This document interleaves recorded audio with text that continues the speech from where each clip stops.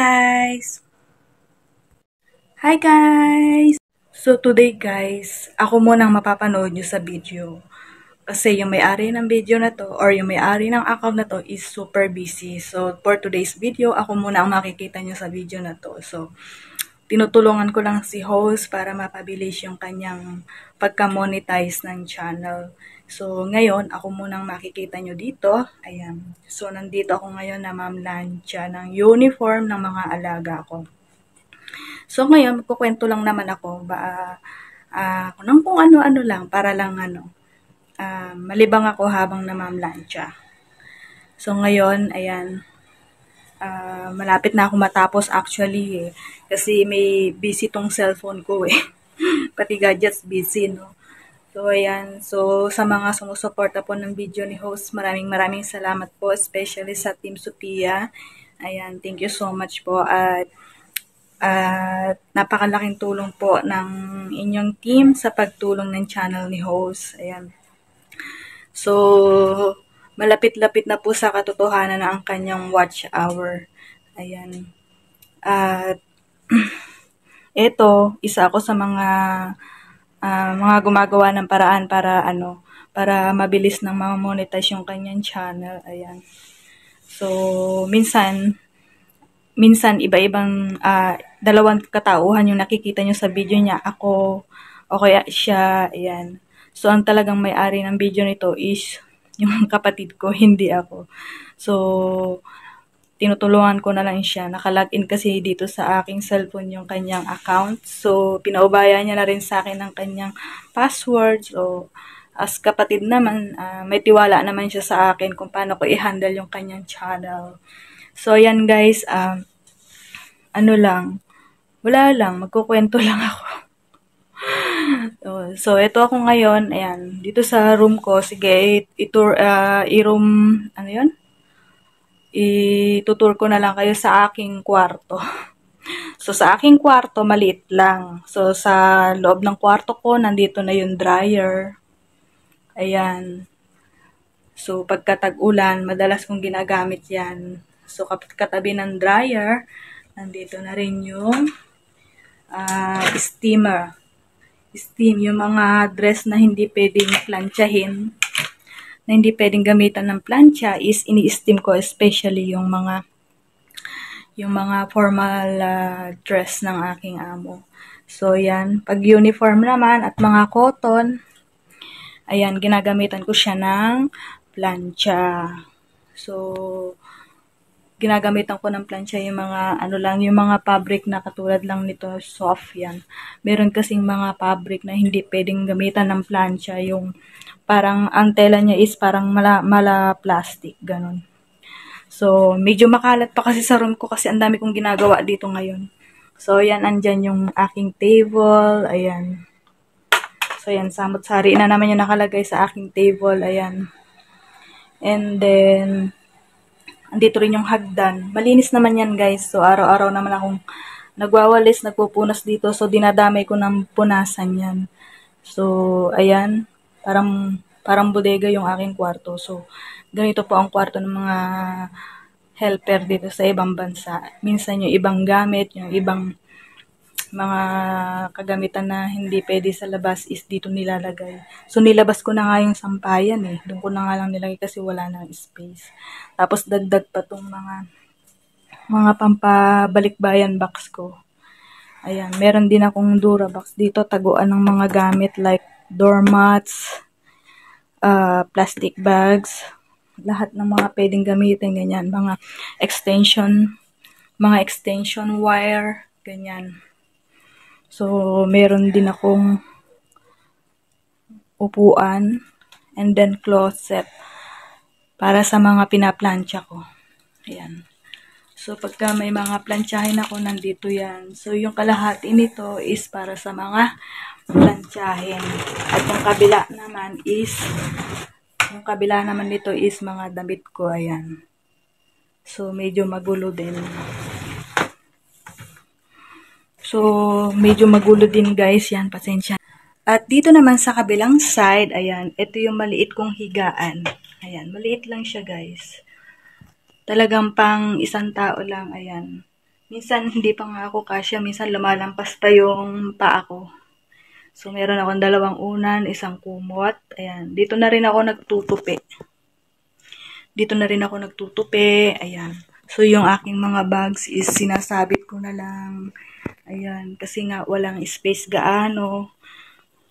Mahirap kasi pagka makikita nyo yung aking kwarto is sobrang liit lang talaga. Ayan guys. Ayan.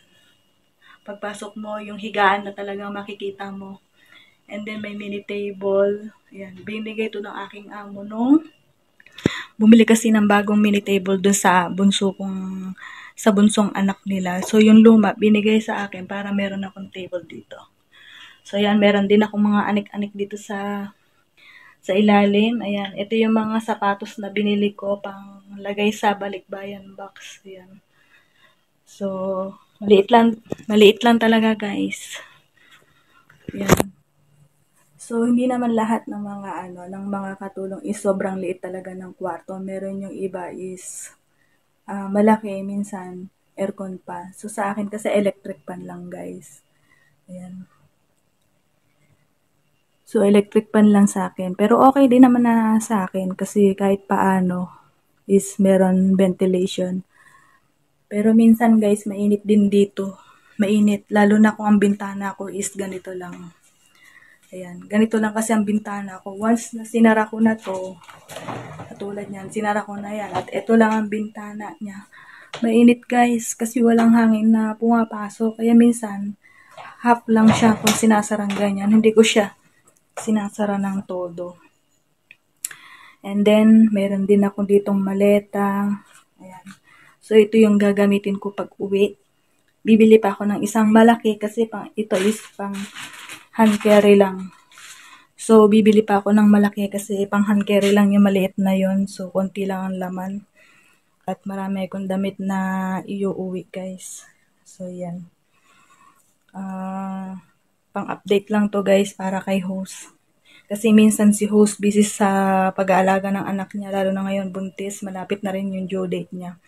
So, minsan ako na lang din yung gumagawa ng video para sa kanya. Para may i-upload naman.